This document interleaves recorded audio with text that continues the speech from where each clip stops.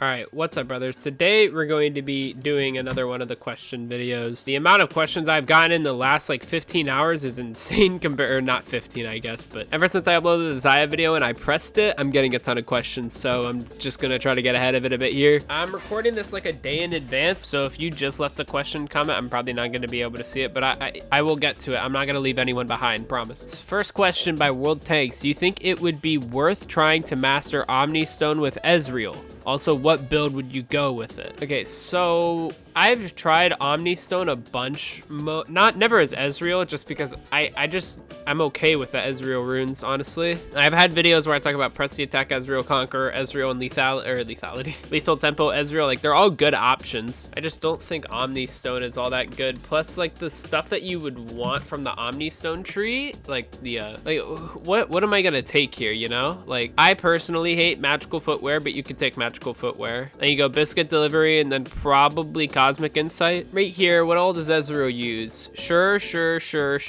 No. Sure, I guess. No. Maybe? Yeah. I mean, I think you could do worse stuff, but I don't see a point in actually trying to go for Omni Stone or trying to make it work. And you would just build the same thing that you always do. All right, long questions. So I started playing a month ago and I've been jungle Shyvana, and I've discovered that you can W solo Raptor, solo Red level 2, and I wanted to know the difference between the routes. The full route is that. Okay, honestly, I've said it in multiple videos. I'm not a jungler. Jungle questions, like, I should not be the one answering them, but I know Shyvana is a good early duelist, so you might want to start, like, try blue. Well, either way, just end up on the top side of the map for Scuttle Crab, especially if you beat, like, the enemy person in a duel. I've been trying to play jungle more. Like, recently, I actually have been playing jungle. My last, like, 4 games have been jungle. I don't know, man. Just figure out what works for you. I don't play Shyvana either, so I'm lost. Question: who is the best League of Legends waifu? Dude, there are too many champs. Holy crap. Okay, I'm not gonna rate all of them. I'm just gonna put like the top tier ones. So like Zaya would be 9 out of 10. She's my main. I just hate nose piercings and the bird thing's kind of weird. Caitlyn is probably like just the biggest shoe-in for S tier. Camille might be like a 7-ish, I guess. Ashe would be a top tier. Evelyn would kill me. Ari would kill me. Katarina would kill me. I hate Kiana. I hate her. Lilia's a deer. Zyra's a plant. Yumi's a cat. Annie's a child. Anivia's a bird. Cassiopeia's a snake. Elise is a spider, but she's kind of hot in her human form, so we'll put her at the 2. Same with Nidalee, I guess. I don't know. I don't know. I put all the champions that I could instantly put on here.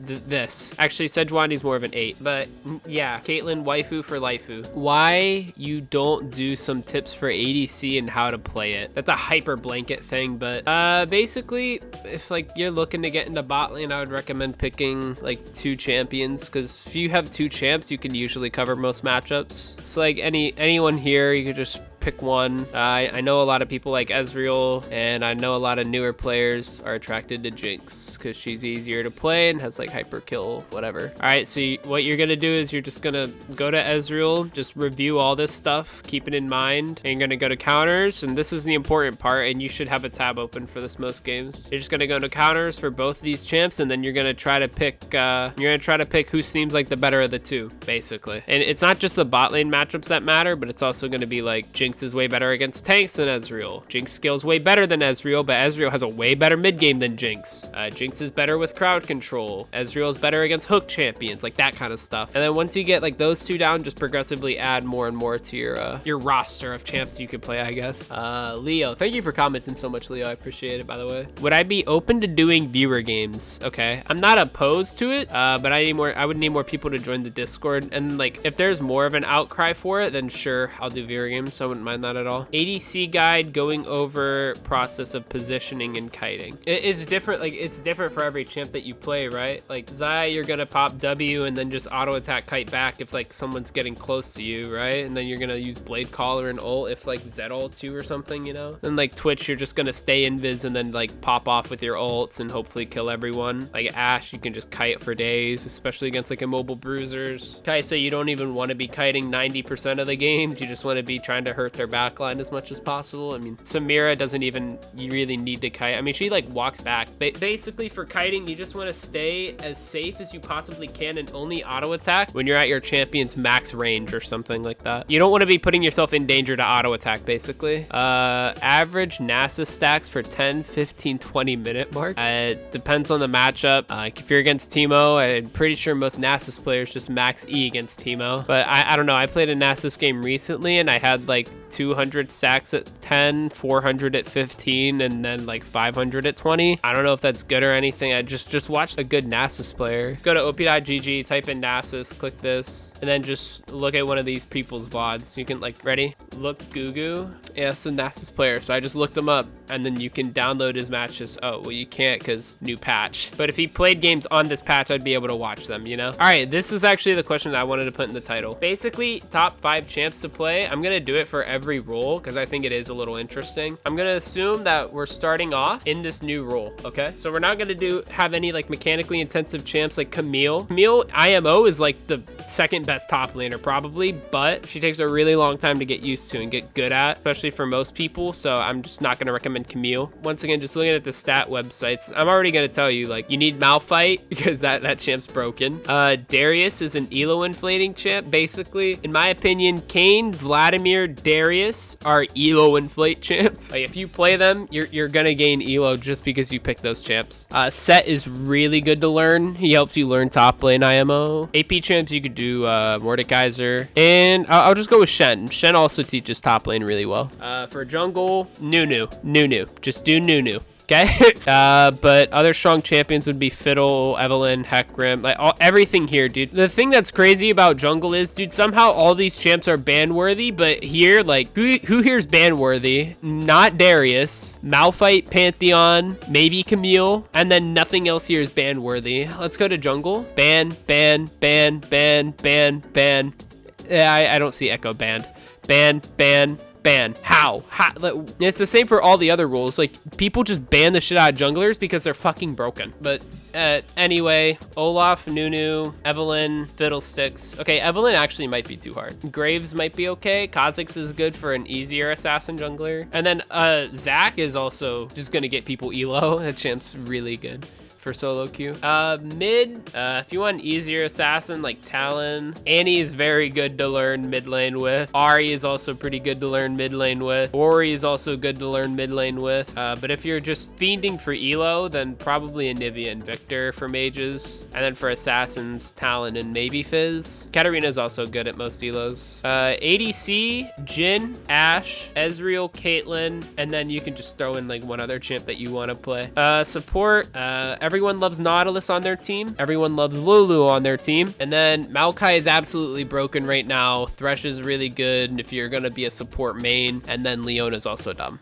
But yeah, that's top 5-ish for each role. But if you want to know the best champions for climbing, just like go here and pick like, ooh, this guy is easy to play and is really, really good, and just pick him. And then just try to learn him, you know? Okay, get fed a lot early, but rarely win the game because you die a lot and your lead's gone. And then I responded to it. I don't know what the question is here, exploding kittens. But when you have a lead, you don't want to die because you have a bounty, so just ask your support to sit on you. All right, how do you balance between trading and CSing in lane? I always try to hit CS and then play around what your support's doing. So if your support's walking up, you walk up. If your support's playing back, you play behind the minions. Try not to trade if you're gonna miss a creep for it. Will you make more Xayah videos? I'm looking forward to it. Yes, I will be. Speaking of that, what makes you want to play Xayah in the new season? Okay, so Xayah is dog right now, right? And she wasn't really good in previous patches either. She usually maintained like below a 50. No, she always did. I still played her a ton and had a really high win rate on her. I just know when to pick the champion. I know when she's a good pick. There will be more Xayah videos because since I'm not for funning like I kind of am here, I'm gonna be playing a lot more Xayah because I want to win games. How do you feel about the state of all the rules but mainly ADCs? Jungle makes up too much. I know a lot of people over exaggerate it, but genuinely like 30 to 40% of of games are just straight up made by jungle diff. Top lane, Gore Drinker's too strong. Just nerf Gore Drinker. That item is so unbelievably broken. They changed it and added grievous wounds this patch. So we're gonna wait and see if that's enough, but I cannot stand Gore Drinker. Top lane is also the strongest it's been in a while, so that's good for them.